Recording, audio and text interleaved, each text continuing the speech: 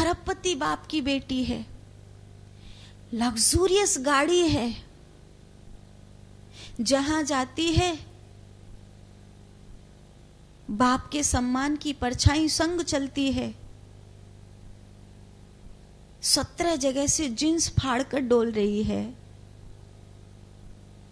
तेरे ही घर के नौकर तेरे शरीर को देख देख कर मजा ले रहे हैं। ये क्या है? ये तमोगुण है। माने तेरे पास साबुत, चल एक गरीब लड़की है जिसके पास चुन्नी फटी है, जिसका वस्त्र फटा है क्योंकि उसके पास दूसरी साड़ी नहीं है, क्योंकि उसके पास दूसरा सूट नहीं है पहनने के लिए, यही फटी चुन्नी एकमात्र उसके पास ऑप्शन से है। चल उसकी बात छोड़ दे, लेकिन तेरे पास तो तेरा खरबपति बाप है। तू 4 लाख की ड्रेस खरीद के लाई है, और 4 लाख की ड्रेस ला करके तूने उसने 17 जगह कट लगा दिए हैं, और तू ऐसी फटे हाल घूम रही है कि तुझसे ज्यादा भिखारी के कपड़े सिले हुए हैं। ये क्या है? ये तेरा तमोगुण है कि तेरे ही घर के नौकर तेरे शरीर को देख करके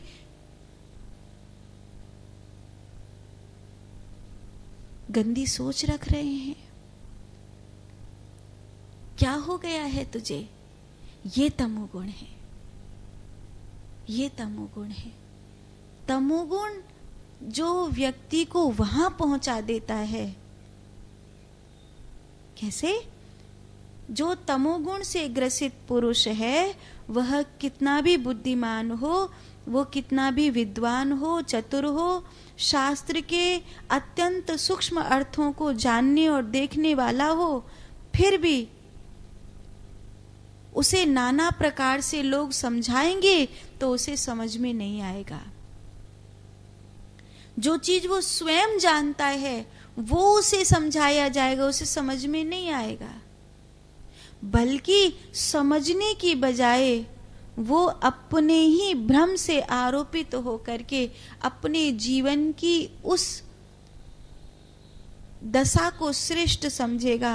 अहो, आश्चर्य से कह रहे हैं शंकराचार्य भगवान, अहो यह दुरंत तमोगुण की महती आवरण शक्ति कितनी प्रबल है, ये कितनी बड़ी है, ये कितनी प्रबल है, ये कितनी बड़ी शक्ति है, अहो ये कितनी प्रबल है।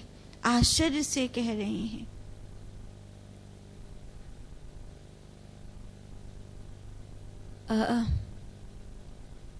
होली हो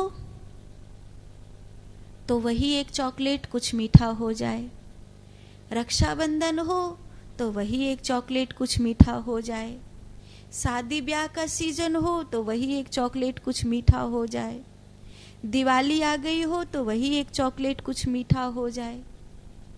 अरे भाई, कभी ईद पे भी कह दो कि सेवई की जगह चॉकलेट हो जाए, कभी क्रिसमस पे भी कह दो कि ये संता क्लॉस और ये क्रिसमस ट्री की जगह चॉकलेट हो जाए। एक आडंबर बनाया है, एक इतना बड़ा षड्यंत्र बनाया है, और उस षड्यंत्र में कैसे लट्टू हो रहे हैं कि एक लड़की एक लड़के को पटाने के लिए चॉकलेट की बाइट खिला रही है, एक लड़का किसी लड़की को पटाने के लिए एक चॉकलेट की बाइट। मरी चॉकलेट न हैगी का हैगा वो तो, अमर मूंद हैगो, अमृत हैगो वो तो। न रक्षाबंधन पे घेवर है, न होली पे गुजिया है,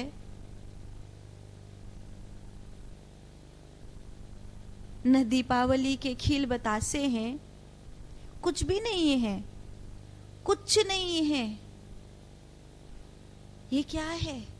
ये तमोगुण है, एक संसार में फैलता हुआ तमोगुण। कि एक लड़की है बस लट्टू हुई जा रही है, गिफ्ट में चॉकलेट दे दी उसने,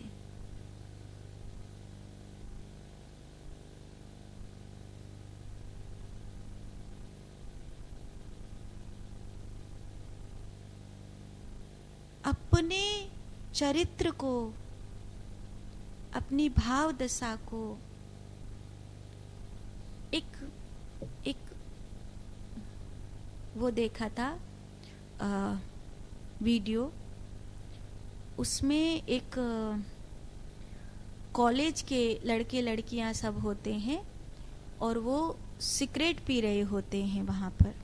कॉलेज के लड़के लड़कियां भी होती हैं, लड़के भी होते हैं। तो एक लड़का उसको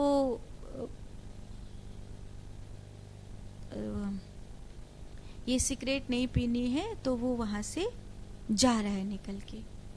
तो जो सिगरेट पी रहा है वो लड़का कहता है, अरे यार एक फूंक तो लगा करके देख, आना दोस्ती के नाम पे ही सही। नहीं मुझे नहीं लेना है, वो मना करता है। 2-3 बार ये खेल हो गया तो वहां पर खड़ी हुई लड़की, कॉलेज की उसी के क्लास की लड़की, कहती ये तो ऐसे ही है, ये तो किसी काम का नहीं है, इसको जाने दो। तो जा भाई जा, तू तो अपना, मतलब जो सिगरेट पी रहे हैं, जो गंदा आचरण कर रहे हैं, वो तो कूल हैं, श्रेष्ठ हैं, और जो मना कर रहा है वो ऐसे ही है, वो मतलब बेकार है, किसी काम का नहीं है। ये जो एक भूमिका बनाई है, ये क्या है? ये पापियों की भूमिका है, ये असुरों की भूमिका है, ये तमोगुण है। माँ बाप ने भेजा था पढ़ने, और कोरोना काल में देखने के लिए मिला था जब शराब के ठेकों पे लाइन लग रही थी, कितनी छोरी शराब खरीद रही थी, देखा था।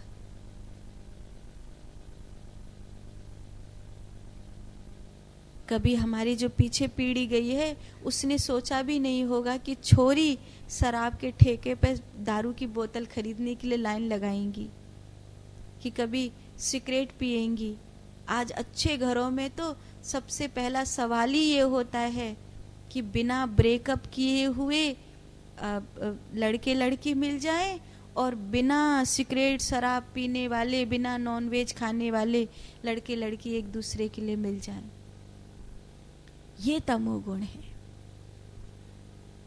शंकराचार्य भगवान ने उस समय आश्चर्य किया होगा तमोगुण पे, आज तो उसका वर्चस्व है।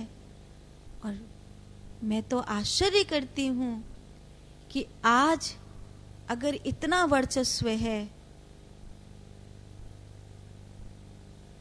आने वाले समय में और कितना तमोगुण का वर्चस्व होगा, क्योंकि अंधेरा तो हर दिन बढ़ रहा है, पाप तो हर दिन बढ़ रहा है।